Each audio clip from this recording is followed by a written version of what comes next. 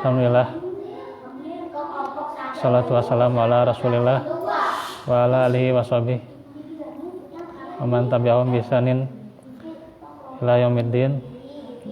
Asyhadu an la ilaha illallah wahdahu la syarikalah wa asyhadu anna Muhammadan abduhu wa rasuluh alladzi la nabiyya ba'dah. Alhamdulillah atas izin dan juga segala nikmat pula nikmat iman dan juga Islam dari Allah Subhanahu wa taala, kita bisa melanjutkan pelajaran akidah tentang ketauhidan yang terlebih dahulu membahas syahadat, yang dimana kita membahas hadis dari Ubadah bin As-Samit radhiyallahu anhu bahwa Rasulullah bersabda, man syahida alla ilaha illallah wahdahu la syarikalah. Barang siapa yang bersaksi, yaitu yang pertama, tiada ilah yang berhak disembah, atau makna yang lain, tiada sembahan yang benar selain Allah, tidak ada sekutu baginya,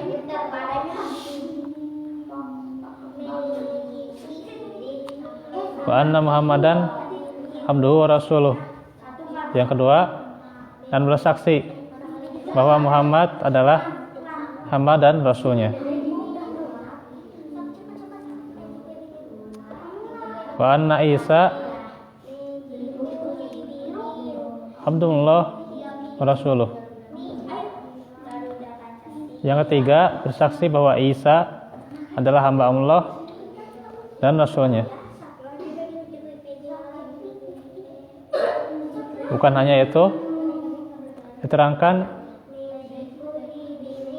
wa kalimatuhu alqaha ila Maryama wa ruhum minhu.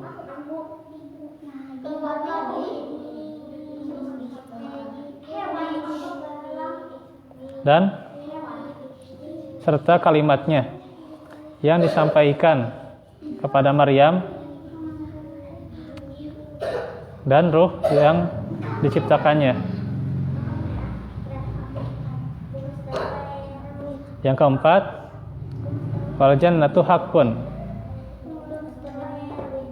dan meyakini bahwa surga itu benar adanya.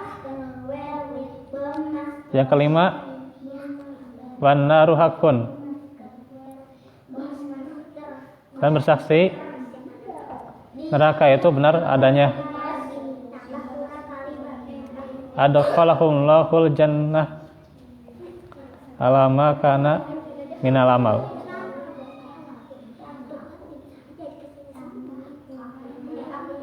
Niscaya Allah memasukkannya ke dalam surga sesuai dengan kualitas amal yang telah ia lakukan. Hadis riwayat Bukhari dan Muslim. Dan juga kita sudah tahu siapa Ubadah bin As-Samit, ya.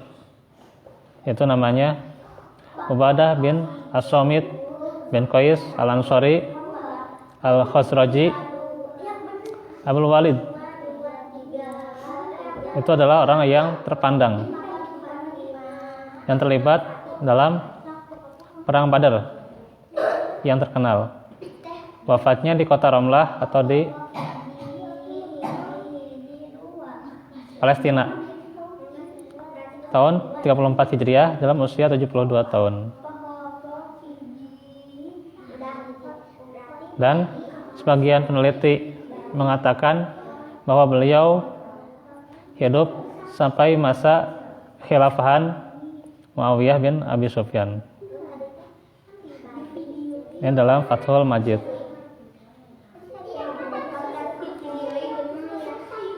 Kemudian kita jabarkan satu persatu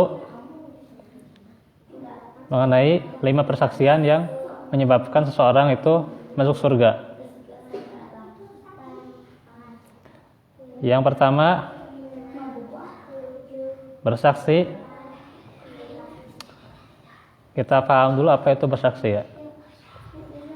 Yang artinya diantaranya bersaksi itu bisa dengan ucapan 2 kalimat syahadat dengan menyadari maknanya dan mengamalkan kandungannya. Jadi diucapkan, kemudian dia sadar maknanya, dia tahu maknanya, dan dia mengamalkan kandungan dari syahadat itu secara lahir dan batin. Kenapa katanya syahidah? Yaitu menunjukkan persaksian yang dianggap tidak sah kecuali kalau berdasarkan ilmu. Jadi syahadat tidak akan sah kalau tanpa ilmu. Pola keyakinan, ikhlas, dan kebenaran. Maka itulah kenapa memakai kata syahidah, menunjukkan bahwa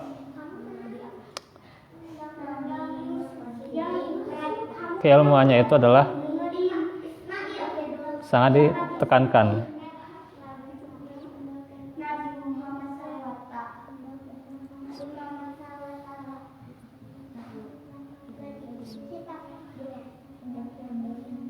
Jadi menunjukkan keilmuannya sangat ditekankan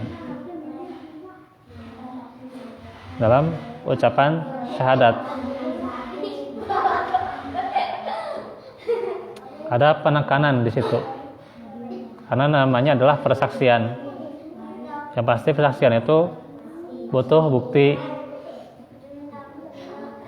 butuh keterangan, maka berarti harus ada ilmu.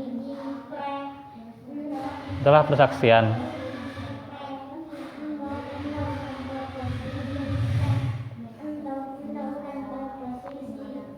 Kemudian apa artinya la ilaha illallah? Artinya tidak ada ilah yang benar yang berhak disembah selain Allah. Maka bila mengucapkan kalimat syahadat tanpa dia tahu maknanya, tanpa keyakinan, dan tidak menjalankan konsekuensi, yaitu sikap al-baro, berlepas diri, jadi segala bentuk kesyirikan, serta mengikhlaskan perkataan dan perbuatannya hanya untuk Allah, maka kalau tidak seperti itu, tidak ikhlas, dan juga dia tidak merealisasikan perbuatannya, berarti syahadat yang diucapkan tidaklah berguna. Sehingga jelas bahwa syahadat itu butuh realisasi, tidak hanya mengatakan, tidak hanya mengucapkan. Sedangkan banyak kenyataannya orang yang yakin Allah sebagai Robnya, Allah sebagai ilahnya, tapi dia tidak mengamalkan syahadat itu sendiri. Ini dipanggil azan juga nggak benar. Iya. Dipanggil azan juga nggak benar. Ada panggilan yang sempurna dan lain. Tidak mau untuk menjalankan perintah Allah dan sebagainya, itu masih banyak. Maka ketika syahadat itu tidak diwujudkan dalam perbuatan, di antaranya dengan sholat, maka itu tidaklah berguna. Atau misalnya dia bersyahadat tapi masih syirik gitu, masih dia menyembah pada pepohonan, berdoa pada orang yang mati, atau bertawasul pada orang yang mati, itu juga tidak berguna kesaksiannya.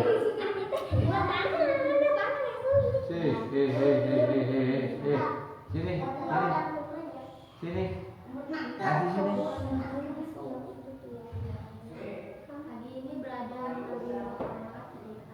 Jangan tarik-tarik.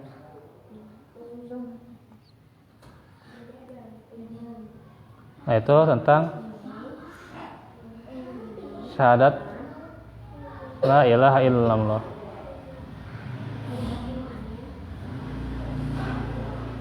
Kemudian selanjutnya kesaksian bahwa Muhammad adalah hamba Allah dan Rasulnya atau utusannya,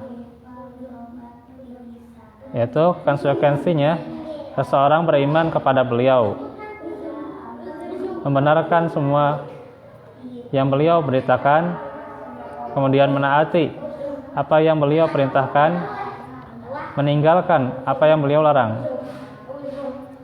Itulah orang yang benar-benar mengamalkan konsekuensi dari syahadat Muhammad Rasulullah.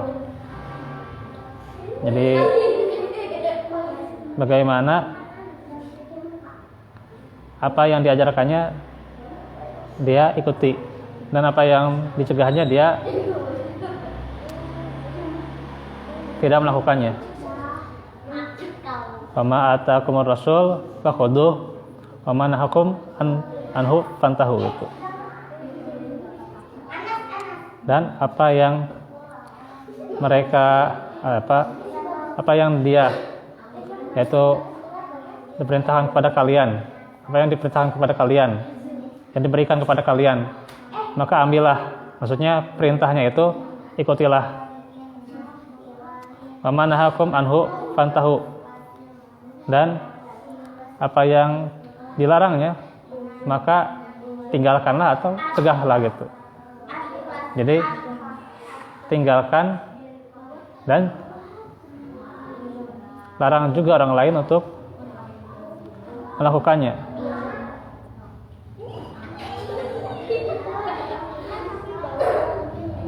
Ini yang merupakan konsekuensi syahadat Muhammadun Rasulullah ya.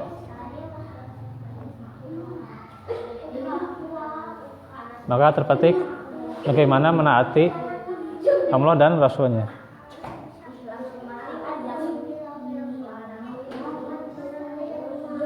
Kemudian juga dijelaskan siapa beliau itu. Selain Rasulnya adalah abduhu ya. Beliau adalah seorang hamba yang tidak boleh disembah, tidak boleh dikultuskan kedudukannya. Dan beliau juga seorang rasul, utusan Allah yang tidak boleh didustakan, yang wajib menaati perintah beliau dan mengikuti petunjuknya. Jadi wajib sekali. Tentunya kalau seseorang itu bersaksi Muhammad sebagai utusannya, tidak boleh dia mengingkari, tidak boleh dia mendustakan nasihatnya, risalahnya, ajarannya, dan apa yang disampaikan oleh Rasulnya.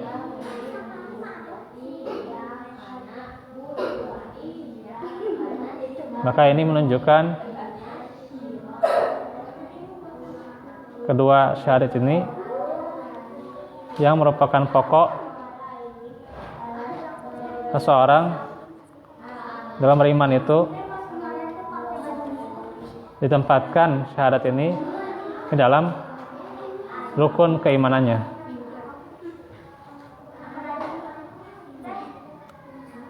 Inilah yang harus diwujudkan, karena masih banyak kenyataannya dia syahadat, ucapan syahadat, tapi justru dia masih melakukan penyimpangan-penyimpangan. Dia masih menambah-nambah dalam beribadah. Itu Ya. yang tidak berdasarkan syaratnya. Ya, yang tidak berdasarkan syariat. Ya. Ada ritual-ritual yang di luar syariat. Ya. Padahal yang mengadu syariat itu banyak, justru malah disampaikan yang itu Ya. yang jauh, itulah yang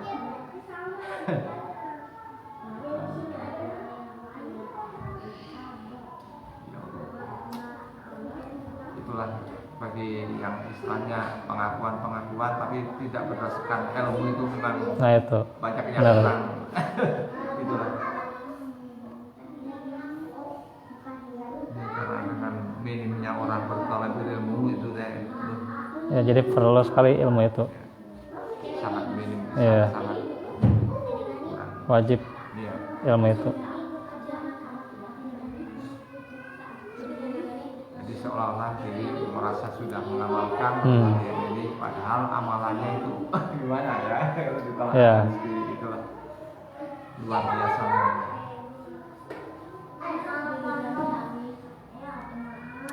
Kemudian yang ketiga atau yang selanjutnya, Isa adalah hamba Allah dan Rasulnya. Kesaksian ini membantah keyakinan Nasoro terhadap Isa alaihissalam yang dianggap sebagai Tuhan atau anak Tuhan atau salah satu dari 3 oknum gitu ya, Trinitas gitu sebutannya. Karena apa? Beliau juga adalah hamba Allah ya, Isa itu. Dan ini juga membantah tuduhan orang-orang Yahudi yang menuding bahwa beliau itu adalah anak zina.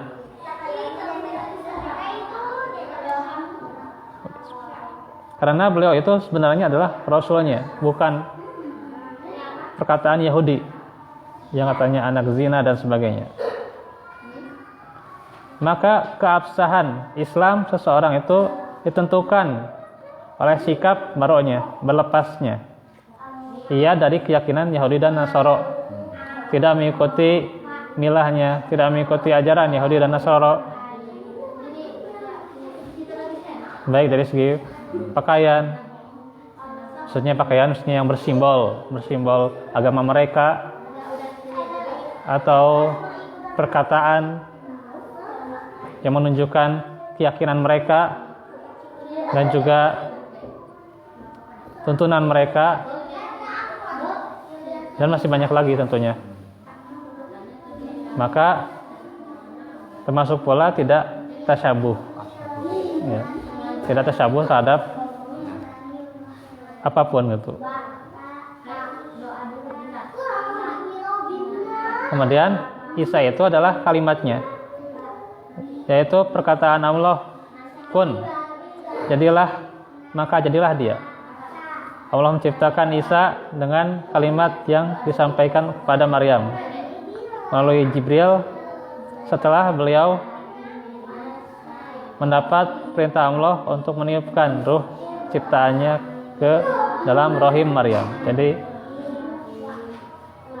Isa itu sama ya gitu. Isa itu sama hamba Allah ya, yang dia itu dijadikan dengan perkataan Allah, dengan firman-Nya yaitu kun fayakun. Jadilah, maka jadilah dia gitu. Dan Allah yang menjadikan Isa dengan kalimat yang disampaikan kepada Maryam. Jadi kalimat itu pada Maryam melalui malaikat Jibril. Artinya tidak benar bagaimana tuduhan-tuduhan pada Maryam, tuduhan-tuduhan keji gitu ya, itu tidak benar. Itu juga dibantah.